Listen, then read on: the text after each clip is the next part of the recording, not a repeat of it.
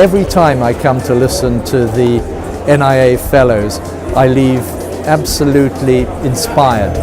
So a few million people read about the service on Saturday after the launch event, so that was really good in terms of generating interest in both the role of community pharmacy and also of the innovation specifically, so that was really good and would never have happened without the NIA.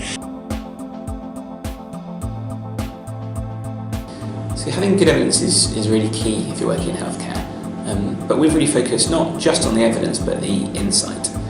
So as we're working with new clients and across the NHS, not just looking at what works, but looking at what problems they've got and bringing those two things together so that the solutions we're proposing fit with the biggest problems they've got, whether they're financial, whether they're patient care, whether they're quality, but using data and evidence from previous implementations to create new insight.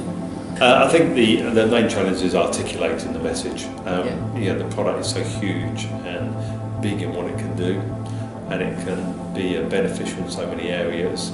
Whether you're a commissioner, provider, patient, the challenge is articulating that. I think a lot of innovations like ours in that environment are perhaps seen as a nice to have rather than a must have, and so in that respect we have to look very hard at how we articulate the value that we bring to the NHS. And suddenly you've got people around you who are very significant people who are saying it for you, and so it gives me a calmness and it's a sort of gentleness that you feel, well, it's actually only about the patients, and so now other people are singing the song for me, I can just listen, which is very nice. I've had some really great support from a couple of the academic health science networks in that networking capacity. And then obviously the NIA as a badge, when I go to talk to the consultants and leads around the country, they know that I've got something with me. It's not just me talking for the sake of it, it's talking with a bit of an NHS NIA badge to it, which I think people respect that, which is good. The two mentors have been phenomenal. They've just, it's the first time I've really felt any support. It's great. It's just completely changed my job.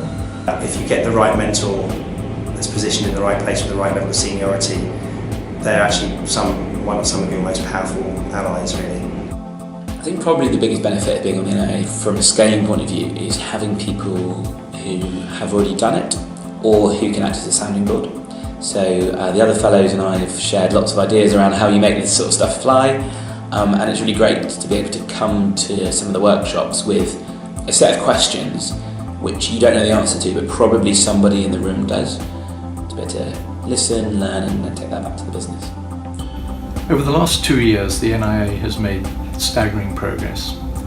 In part, this is due to the fact that we've had a rigorous selection process both for individuals and for their ideas, which has resulted in a group of like-minded people who have come together to form a family of innovators.